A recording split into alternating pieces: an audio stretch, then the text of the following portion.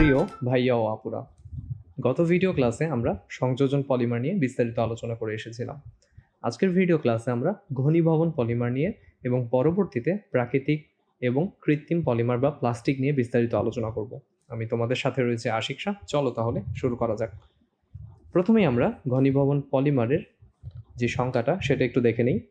যে পলিমারকরণ বিক্রিয়ায় মনোমার অণুসমূহ পরস্পরের সাথে যুক্ত হওয়ার সময় ক্ষুদ্র ক্ষুদ্র অণু যেমন পানি, কার্বন ডাই অক্সাইড ইত্যাদি অণু অপসারণ করে, সেই পলিমারকরণ বিক্রিয়াটাকেই আমরা বলি ঘনীভবন পলিমারকরণ বিক্রিয়া। তার মানে সংযোজন পলিমারকরণ বিক্রিয়াতে আমরা যেমন দেখে এসেছিলাম যে মনোমার অণুগুলো পরস্পরের সাথে সংযোজন বিক্রিয়ার মাধ্যমে যুক্ত হচ্ছে, এখানে ঘটনাটা কিন্তু ভিন্ন। এখানে যখন মনোমারগুলো পরস্পরের সাথে যুক্ত হবে তখন সেখান থেকে পানি বা কার্বন ডাই অক্সাইড ইত্যাদি অণু অপসারিত হয়ে যায়। এবং তোমাদের বইয়ের উদাহরণ অনুযায়ী আমরা এখানে নাইলন 6,6 যে পলিমারটা সেটা নিয়েই বিস্তারিত আলোচনা করব। তাহলে চলো আমরা দেখে নেই যে কিভাবে নাইলন 6,6 পলিমারটা উৎপাদিত হয়। টাইটানিয়াম অক্সাইডের উপস্থিতিতে হেক্সামিথিলিন ডাইঅ্যামিনের সাথে অ্যাডিপিক অ্যাসিড উত্তপ্ত করলে আমরা নাইলন 6,6 উৎপন্ন করতে পারি। এবং এখানে আমরা যদি একটু বিক্রিয়াটা লক্ষ্য করি, খেয়াল করে দেখো এখানে অ্যাডিপিক অ্যাসিডের কথা বলা হচ্ছে এবং অ্যাডিপিক অ্যাসিডে আমাদের কার্বক্সিল মূলক কিন্তু 2টা। এবং এই জায়গাটাতে লক্ষ্য করো যে আমাদের হেক্সামিথিলিন ডাইঅ্যামিনে মিথিলিন যে মূলকটা সেটা কয়টা? 6টা। এবং এখানে এই যে একটা অ্যামিন, এই যে একটা অ্যামিন, তার মানে হেক্সামিথিলিন ডাইঅ্যামিন। কেন এখানে নাইলন 6,6 বলা হচ্ছে? কারণ এখানে যে 2টা মনোমার আমরা ব্যবহার করছি, এখানে দেখো 6টা কার্বন, এই যে 1টা 2টা, আর এখানে রয়েছে এই যে 1 গুণ 4, তার মানে 1 4 1, তার মানে 6টা কার্বন রয়েছে অ্যাডিপিক অ্যাসিডে। ঠিক তেমনভাবে হেক্সামিথিলিন ডাইঅ্যামিনেও দেখো এই যে 6 একে 6, অর্থাৎ 6টা কার্বন রয়েছে। এই জন্যই নাইলন পলিমারটাকে নাইলন 6,6 পলিমার বলা হয়ে থাকে। তাহলে যখন টাইটানিয়াম অক্সাইডের উপস্থিতিতে আমরা একে তাপ দিচ্ছি, আমাদের এই নাইলন 6,6 যে পলিমারটা এটা সৃষ্টি হয়ে যাচ্ছে এবং এন সংখ্যক পানি সৃষ্টি হচ্ছে। তো এন এর বিষয়টা আমি কিন্তু এর আগেই তোমাদেরকে সংযোজন পলিমার বোঝানোর সময় দেখিয়ে এসেছি, তো সেখানে আর আমি যাচ্ছি না। তোমরা এইভাবে মনে রাখবে যে অসংখ্য মনোমার পরস্পরের সাথে যুক্ত হয়ে এই পলিমারগুলোকে সৃষ্টি করছে।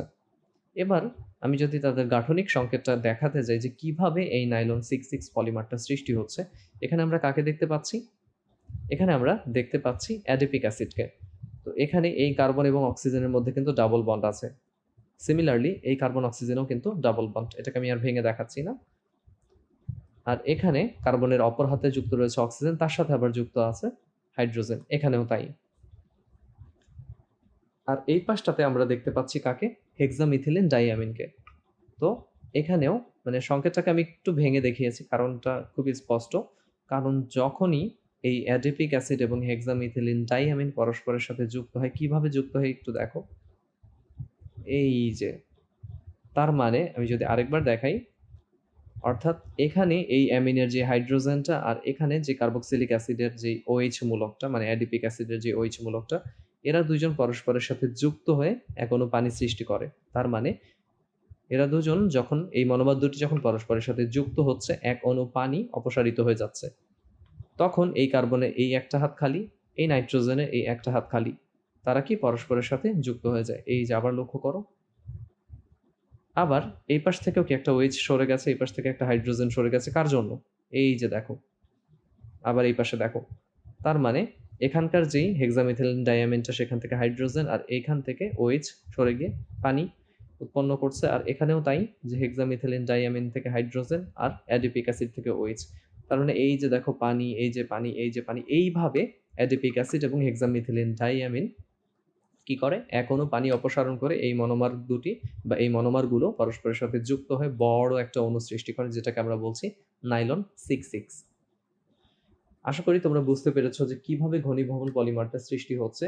এছাড়াও আরো কিছু ঘনীভবন পলিমার রয়েছে, যেমন পলিইথিলিন টেরিথেলেট, যেটাকে আমরা বলি PET, পলিইথিলিন টেরিথেলেট। আবার মেলামাইনও হচ্ছে কি এক ধরনের ঘনীভবন পলিমার। এছাড়াও ব্যাকেলাইট নামে এক ধরনের পলিমার রয়েছে, যেটা ঘনীভবন পলিমারের উদাহরণ। আর ঠিক আগের মতন আগের পলিমারগুলোকে, অর্থাৎ সংযোজন পলিমারকরণ বিক্রিয়ার মাধ্যমে যে পলিমার পেয়েছিলাম তাকে বলেছিলাম আমরা সংযোজন পলিমার। ঠিক সেইভাবে আমরা ঘনীভবন পলিমারকরণ বিক্রিয়ার মাধ্যমে যে পলিমার পাই তাকে আমরা বলি ঘনীভবন পলিমার। এবার আমরা এখানে খেয়াল করে দেখি যে এর আগে তো আমরা গঠন প্রকৃতির উপর ভিত্তি করে 2 ধরনের পলিমার পেয়ে এসেছি। এবার উৎসের উপর ভিত্তি করে 2 ভাগে ভাগ করছি আমরা পলিমারকে। একটা হচ্ছে প্রাকৃতিক পলিমার, আরেকটা হচ্ছে কৃত্রিম পলিমার বা প্লাস্টিক। তো প্রাকৃতিক পলিমার নিয়ে একটু সংক্ষেপে আমরা বলি।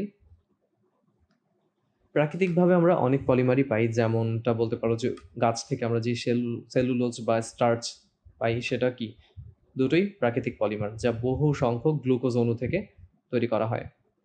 প্রোটিন অ্যামাইনো অ্যাসিডের পলিমার, ইতিমধ্যেই তোমরা জেনে এসেছো। আবার রাবার গাছের কষ হচ্ছে একটা প্রাকৃতিক পলিমার। আমাদের দেশে পার্বত্য চট্টগ্রাম, হবিগঞ্জ, টাঙ্গাইল, সিলেট, কক্সবাজার ওই সাইডটাতে রাবার চাষ হচ্ছে তোমরা জানো। এবং প্রাকৃতিক রাবারের চেয়ে বহুগুণে বেশি প্লাস্টিক শিল্প কারখানায় সংশ্লেষণ করা হচ্ছে।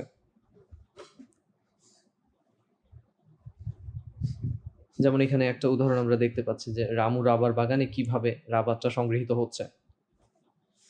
এবার আমরা বিভিন্ন ধরনের পলিমার যেগুলো আমরা দেখে এসেছি ইতিমধ্যেই, যেমন পলিথিন, তারপরে পিভিসি, নাইলন, তাদেরকে একটা টেবিল আকৃতিতে পড়ব।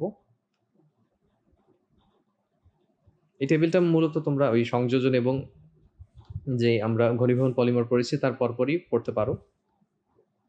পলিথিনের ক্ষেত্রে দেখো যে আমাদের এখানে মনোমার রয়েছে, এবং আমি মূলত মনোমার পলিমার তো আমরা দেখে এসেছি, আমরা মূলত এদের ধর্মগুলো নিয়ে একটু আলোচনা করতে চাই। পলিথিনের ক্ষেত্রে পলিমারের ধর্মটা, মানে পলিথিন পলিমারটার ধর্ম, একে সহজে কাটা যায় না এবং এটা টেকসই হয়। ব্যবহার কি কি রয়েছে এখানে? প্লাস্টিক ব্যাগ, প্লাস্টিক শিট ইত্যাদি পলিথিন দিয়ে তৈরি করা হয়ে থাকে। আমরা যে পলিথিনের ব্যাগ বলে থাকি সেটা কি এই পলিথিন দিয়ে তৈরি, কিন্তু শুধুমাত্র পলিথিন পলিমার দিয়ে যে সেই পলিথিন ব্যাগই তৈরি হয় তা না, এছাড়াও বিভিন্ন প্লাস্টিক ব্যাগ, প্লাস্টিক শিটও পলিথিন পলিমারের সাহায্যে তৈরি হয়। যেমন এখানে আমরা পলিথিন ব্যাগ দেখতে পাচ্ছি। এরপরে যে উদাহরণটা বা পলিমারটা সেটা হচ্ছে কি পলিপ্রোপিন। তোমরা এটাও পড়ে এসেছো।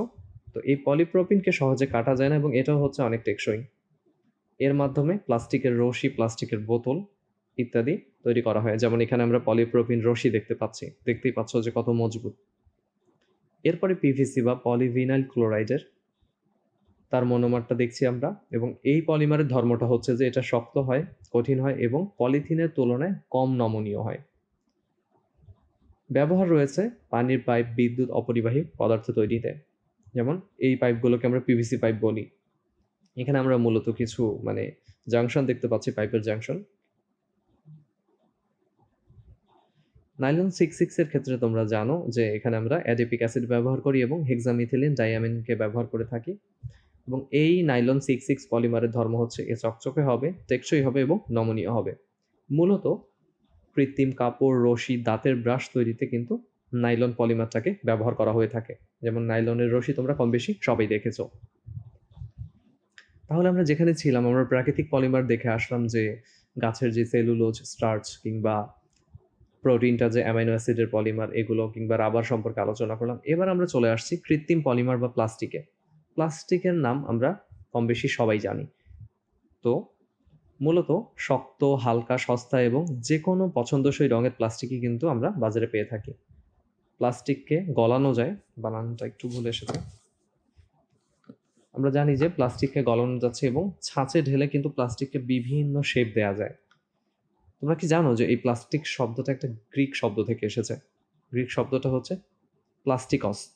তো এই শব্দটার অর্থ, প্লাস্টিকস শব্দটার অর্থ হচ্ছে গলানো সম্ভব। তার মানে তোমরা বুঝতে পারছো যে নামকরণের একটা সার্থকতা রয়েছে। তো অনেকেই পরিত্যক্ত প্লাস্টিক অংশটাকে গলিয়ে নানা কিছু তৈরি করে থাকেন। যেমন আমরা আমাদের বাসাবাড়িতে যে সকল প্লাস্টিকের জিনিসপত্র রয়েছে এগুলো যখন ভেঙে যায় আমরা কিন্তু ফেরিওয়ালার কাছে বিক্রি করে দেই। তারা কি করে? পাইকারিভাবে এই সকল প্লাস্টিকের প্রোডাক্টগুলো বা ভাঙাচোরাগুলো বিক্রি করে এবং তারা পাঠায় আবার পাইকারি যেই ক্রেতারা তারা পাঠাচ্ছে এগুলো কলকারখানায়, যেখানে এগুলো গলিয়ে অন্য কোনো পদার্থ তৈরি করা হচ্ছে। কিন্তু এই যে প্লাস্টিক গলানোটা বা পোড়ানোটা এটা কিন্তু অত্যন্ত বিপজ্জনক, কারণ প্লাস্টিক দ্রব্যকে পোড়ালে কিংবা উত্তপ্ত করে যখন আমরা গলাই তখন বিষাক্ত গ্যাস উৎপন্ন হয়, যেমন ডাইঅক্সিন তার মধ্যে অন্যতম। বিভিন্ন খাবার রাখার পাত্র, তারপরে চেয়ার টেবিল, গাড়ির বিভিন্ন ধরনের পার্টস, গামলা, বালতি, মগ ইত্যাদি তৈরি করার জন্য কিন্তু আমরা প্লাস্টিক দ্রব্য ব্যাপকভাবে ব্যবহার করে থাকি। যেমন আমাদের সবারই বাসাবাড়িতে কম বেশি বিভিন্ন ধরনের প্লাস্টিক দ্রব্য থাকেই। দেখতেই পাচ্ছ যে অসংখ্য ধরনের প্লাস্টিক দ্রব্য আমরা কম বেশি ব্যবহার করি। ডান পাশে আমরা প্লাস্টিকের বিভিন্ন ধরনের ঝুড়ি বা বিন দেখতে পাচ্ছি। এবার প্লাস্টিক ব্যবহারের সুবিধা এবং অসুবিধা কি এবং আমাদের করণীয় কি হবে সেটা নিয়ে একটু সংক্ষেপে আলোচনা করতে চাই। এই জিনিসগুলো আসলে আমাদের উপলব্ধি করার জিনিস। এগুলো আমরা জানি, মোটামুটি কম বেশি আমরা দেখেই আসছি। যেমন সুবিধার দিক থেকে যদি বলি যে প্লাস্টিক জাতীয় পদার্থ আমাদের কিন্তু নিত্য প্রয়োজনীয় জিনিস। যেমন বাসার বিভিন্ন ধরনের থালা বাসন কিংবা বিভিন্ন ধরনের পাইপ, কন্টেইনার, ব্যাগগুলো সবগুলোই কিন্তু প্লাস্টিকের তৈরি। এবং এগুলো তৈরিতে আগে কিন্তু সম্পূর্ণরূপে আমরা ধাতু বা প্রাকৃতিক বিভিন্ন ধরনের তন্তু বা সুতা, যেমন তুলা, পাট, রেশম ইত্যাদি ব্যবহার করা হতো।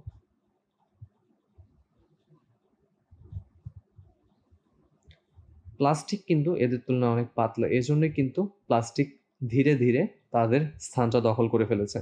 এবং প্লাস্টিকে কিন্তু আমরা যে কোনো ধরনের শেপ দিতে পারি, যে কোনো ধরনের কালারফুল প্রোডাক্ট বানাতে পারি বিভিন্ন কালার মিশিয়ে। তার মানে দেখতেই পাচ্ছ যে প্লাস্টিকের অনেক কিন্তু সুবিধা রয়েছে। এবং এখন বর্তমানে বিশ্বে কিন্তু অনেক বেশি পরিমাণে প্লাস্টিক জাতীয় কৃত্রিম যে পলিমারগুলো সেগুলো ব্যবহার করা হচ্ছে। এগুলো অনেক সুবিধা, তোমরা দেখতেই পাচ্ছ। কিন্তু অপরদিকে কিন্তু প্লাস্টিক জাতীয় পদার্থগুলো আমাদের পরিবেশের জন্য অনেক বেশি পরিমাণে হুমকি স্বরূপ। এবং বর্তমানে যেহেতু এই জাতীয় পদার্থগুলো আমাদের প্রায় দৈনন্দিন জীবনের সাথে ওতপ্রোতভাবে জড়িয়ে গেছে, যেমন প্লাস্টিকের যে থালা বাসনগুলো আমরা ব্যবহার করি কিংবা পাইপ, কন্টেইনার কিংবা ব্যাগগুলো, তার মানে সহজে কিন্তু আমরা এগুলোকে বর্জনও করতে পারছি না। তাহলে কি করতে হবে? এগুলোকে সঠিকভাবে ব্যবহার করতে হবে। তাহলেই কিন্তু আমরা অনেক ধরনের অসুবিধাগুলো থেকে মুক্তি পেতে পারি। আসো দেখি কি অসুবিধা রয়েছে এগুলো। যেমন প্লাস্টিক জাতীয় দ্রব্যের সবচেয়ে বড় অসুবিধা যেটা, সেটা হচ্ছে পরিবেশের জন্য ক্ষতিকর। যেমন একটু আগেই বলছিলাম যে এগুলোকে উত্তপ্ত করলে বা পোড়ালে ডাইঅক্সিন জেনারেট হয়, যেটা কি অনেক ক্ষতিকর। তো এছাড়া প্লাস্টিক বাদে আমরা যে সকল জিনিসপত্র বেশিরভাগ ক্ষেত্রে ব্যবহার করি সেগুলো মাটিতে কিংবা পানিতে ফেললে আমাদের বাতাসে যে অক্সিজেন বা ব্যাকটেরিয়া বা মাটি, পানি পদার্থের সাথে বিভিন্ন ধরনের পদার্থের সাথে তারা রিঅ্যাকশন করে যেই ঘটনাটা হয় যে তারা ক্ষয়প্রাপ্ত হয়ে যায় বা মিশে যায় মাটির সাথে, পরিবেশের ভারসাম্যটা বজায় থাকে তখন। কিন্তু প্লাস্টিকের ক্ষেত্রে এই ঘটনাটা প্রযোজ্য না। কারণ তারা ব্যাকটেরিয়া দ্বারা ক্ষয়প্রাপ্ত হচ্ছে না, মাটির সাথে মিশছে না, বিভিন্ন পদার্থের সাথে তারা বিক্রিয়া করছে না। তার মানে তাদেরকে আমরা যেই অবস্থায় ফেলছি সেই অবস্থায় কিন্তু তারা অনেক বছরের পর বছর ধরে রয়ে যাচ্ছে। ফলে মাটি এবং পানির দূষণ হচ্ছে। সেই সাথে কিন্তু পরিবেশের ভারসাম্যটাও নষ্ট হচ্ছে। গত কয়েক বছর ধরে তোমরা দেখবে যে পত্র-পত্রিকায় কিংবা সামাজিক যোগাযোগ মাধ্যমে অনেক লেখালেখি হচ্ছে প্লাস্টিক প্রোডাক্ট নিয়ে বা প্লাস্টিক বর্জন নিয়ে। কারণ আমরা দেখতে পাচ্ছি যে বছরের পর বছর ৫০, ৬০ কিংবা ১০০ বছর ধরে প্লাস্টিকগুলো মাটির সাথে মিশছে না।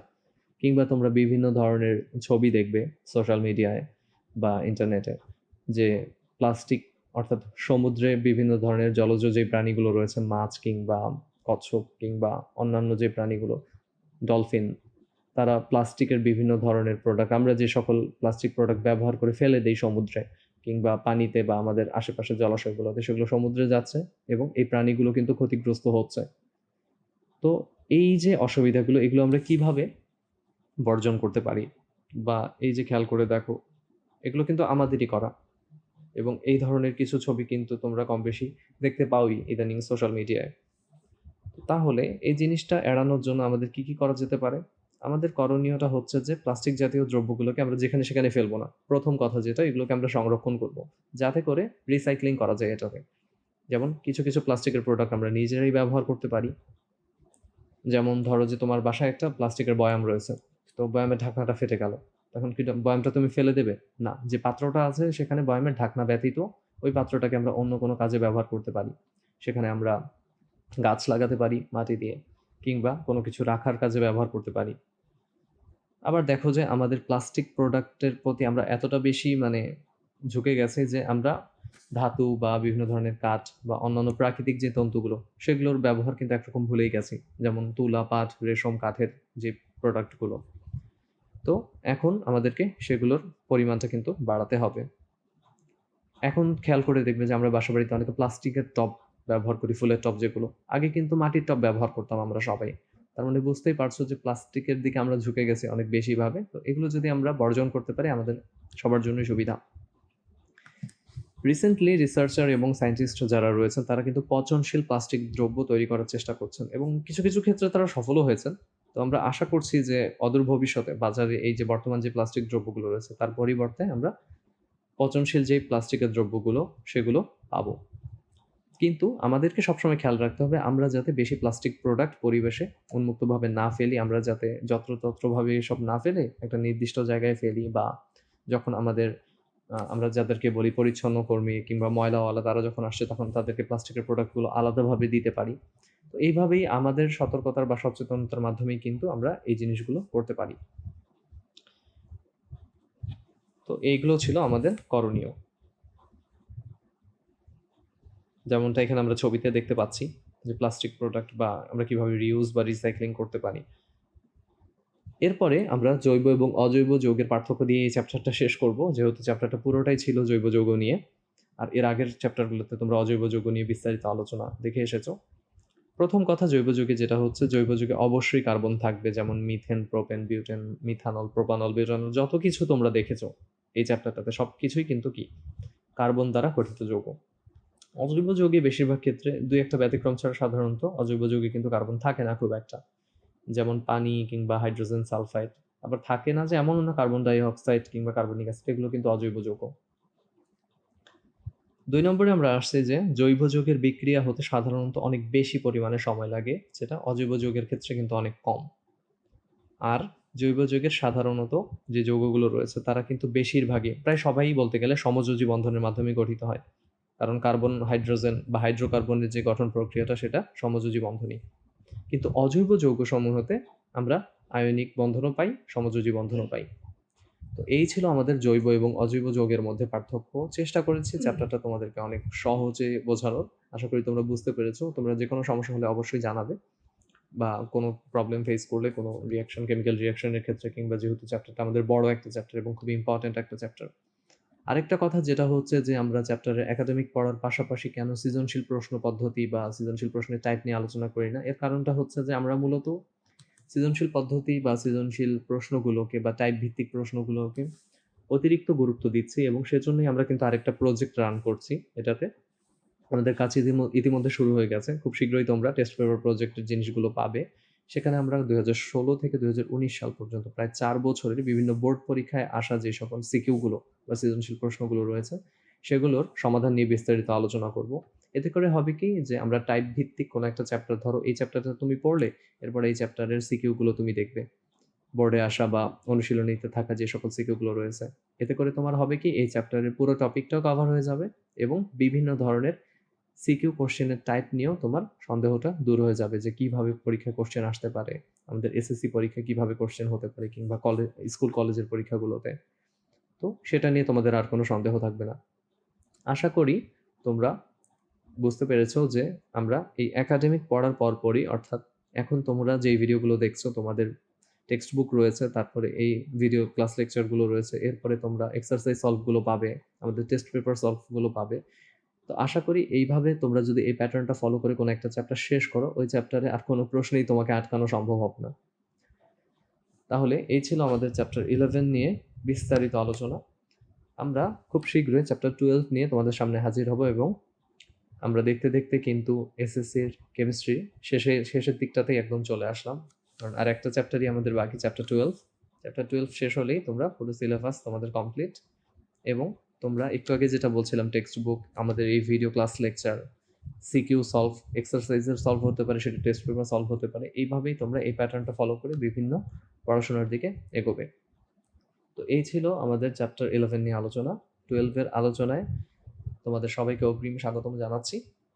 তাহলে পরবর্তী ভিডিও ক্লাসগুলো, অর্থাৎ চ্যাপ্টার 12-এর ভিডিও ক্লাসগুলো দেখার আমন্ত্রণ জানিয়ে আজকে এখানেই শেষ করছি। আল্লাহ হাফেজ।